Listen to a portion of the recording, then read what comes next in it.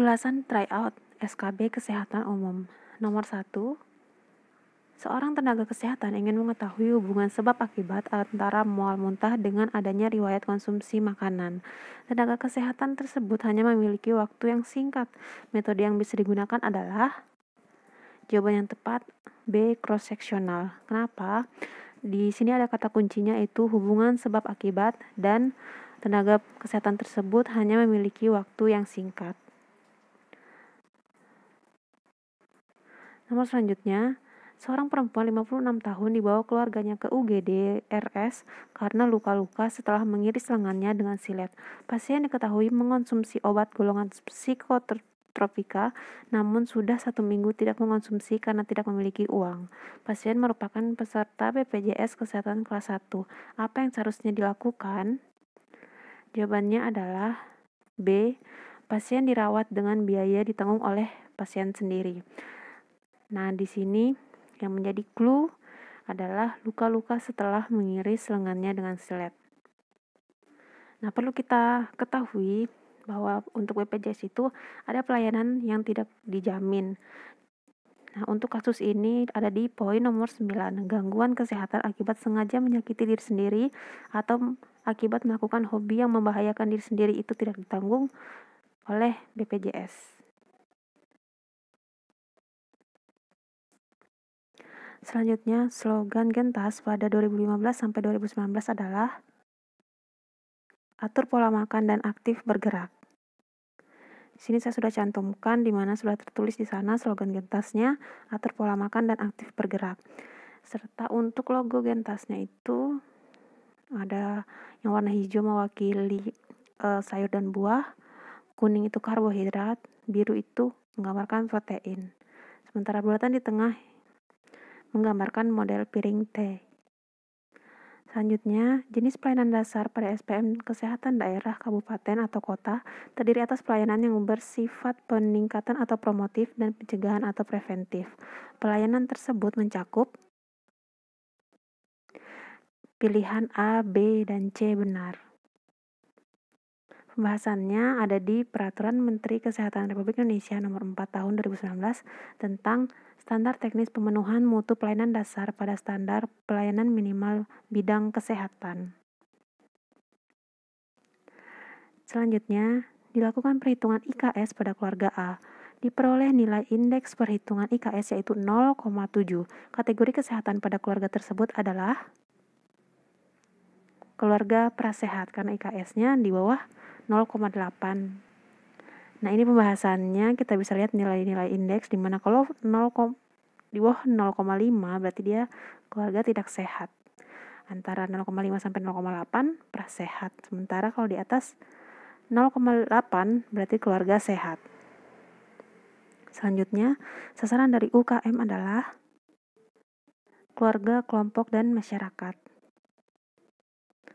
Selanjutnya nomor 7, dalam rangka pemenuhan kebutuhan pelayanan kesehatan, maka puskesmas harus menghitung kebutuhan ideal terhadap jumlah dan jenjang ketenagaannya. Perhitungan kebutuhan ideal dilakukan melalui analisis beban kerja. Di bawah ini yang bukan bahan pertimbangan dari analisis beban kerja adalah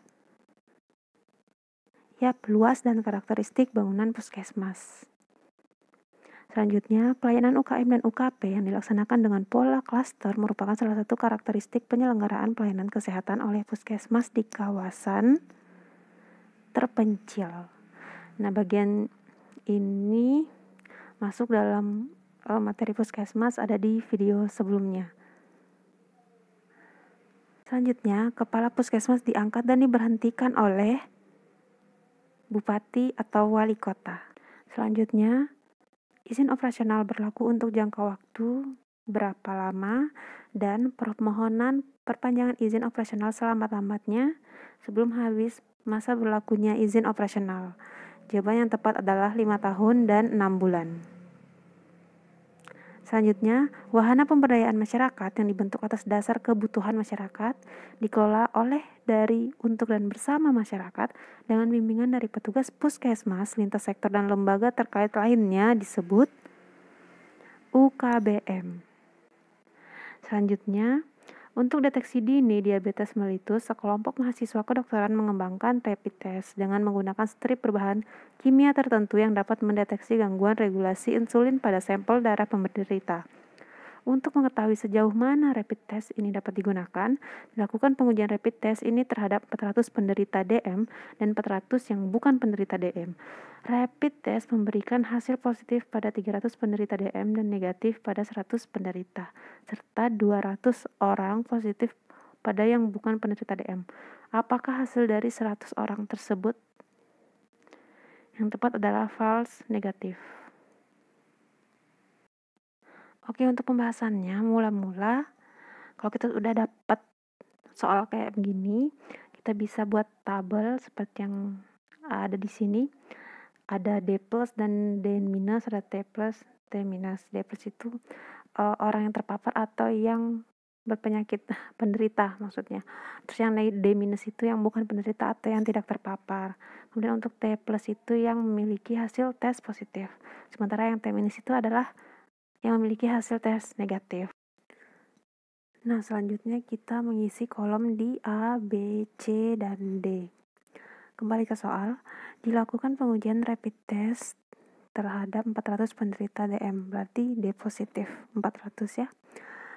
Dan 400 yang bukan penderita DM, D negatifnya 400.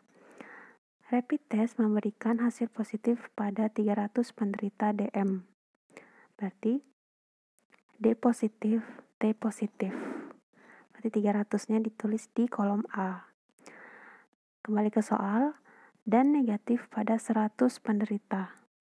Berarti dia penderita DM, tapi pas dites hasilnya negatif. Berarti D positif, T negatif. Itu 100 di kolom C. Lalu, serta 200 orang positif pada yang bukan penderita DM. Nah, berarti dia D negatif, T positif. Itu 200 di kolom B. Dan secara otomatis di kolom D juga itu adalah 200. Pertanyaannya adalah hasil dari 100 orang itu disebut apa? Kayak gitu kan? Nah, berarti sekarang kita lihat di keterangannya. Nah, kalau kolom A itu adalah positif benar atau true positif, dimana mereka yang tesnya positif dan memang seorang penderita seperti itu.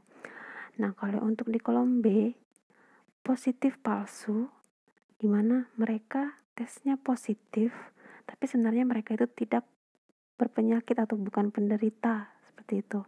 Nah, kita langsung fokus ke kolom D. Kolom D itu negatif benar, merupakan mereka yang tesnya negatif dan memang benar-benar tidak berpenyakit. Memang mereka benar-benar bukan penderita. Nah, di terakhir kolom C adalah negatif palsu atau false negatif, dimana mereka tesnya negatif tapi sebenarnya mereka berpenyakit. Seperti itu, mereka penderita tapi pas dites negatif. Jadi itu disebut sebagai false negatif. Oke, nomor selanjutnya, imunisasi lanjutan yang akan diperoleh anak kelas 2 dan 3 SD adalah imunisasi tetanus difteri pada bulan November. Selanjutnya, dalam melakukan penanganan kasus untuk penanganan PTM, maka tenaga kesehatan harus menciptakan dan mentradisikan perilaku patuh. Kata kuncinya yaitu penanganan kasus untuk penanggulangan PTM. Nah, kadang-kadang ini kita terkecoh antara cerdik dan patuh untuk penanganan PTM. Nah, di sini sudah saya cantumkan, kalau untuk cerdik itu merupakan promosi kesehatannya. Itu dalam mengatasi PTM. Sementara kalau untuk patuh ini bagi orang-orang yang sudah menyandang penyakit tidak menular tersebut. Tuh, jadi mereka harus rajin kontrol dan minum obat. Itu yang mereka lakukan, patuh. Selanjutnya, besar anggaran kesehatan pemerintah dialokasikan minimal sebesar berapa dari anggaran pendapatan dan belanja negara di luar gaji, yaitu sebesar 5%. Kalau APBN ya, 5%. Nah, selanjutnya adalah Besar anggaran kesehatan pemerintah daerah, provinsi, kabupaten, atau kota dialokasikan minimal dari anggaran pendapatan dan belanja daerah di luar gaji. Berapa? 10%. Jadi kalau untuk besaran anggaran kesehatannya itu 10% dari APBD. Selanjutnya, dalam penerapan urutan prioritas masalah, kita dapat menggunakan berbagai macam metode seperti metode USG. Dalam hal ini, USG terdiri dari urgency, seriousness, dan growth. Selanjutnya, berkaitan dengan ketersediaan waktu, mendesak, atau tidaknya masalah tersebut merupakan indikator dari urgency. Nah, dimana pengertian dari urgency itu adalah seberapa mendesak isu tersebut harus dibahas dikaitkan dengan waktu yang tersedia dan seberapa keras tekanan waktu tersebut untuk memecahkan masalah yang menyebabkan isu tadi. Ini untuk pengertian seriousness dan growth. Selanjutnya, Puskesmas X bermaksud melakukan pelayanan kesehatan dengan sasaran ibu hamil, bayi, dan tujuannya agar mereka sebagai kelompok beresiko dapat meminimalisir risiko kejadian penyakit terhadap mereka. Jenis pelayanan kesehatan yang dilakukan adalah A. Penyuluhan, B. Rehabilitasi, C. Kuratif, D. Preventif, E. Promotif. Jawabannya adalah preventif.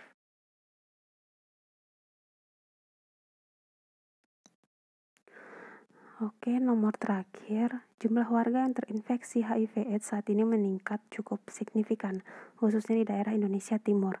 Penyakit HIV/AIDS dapat diberikan pengobatan dengan menjalankan terapi bernama terapi ARV.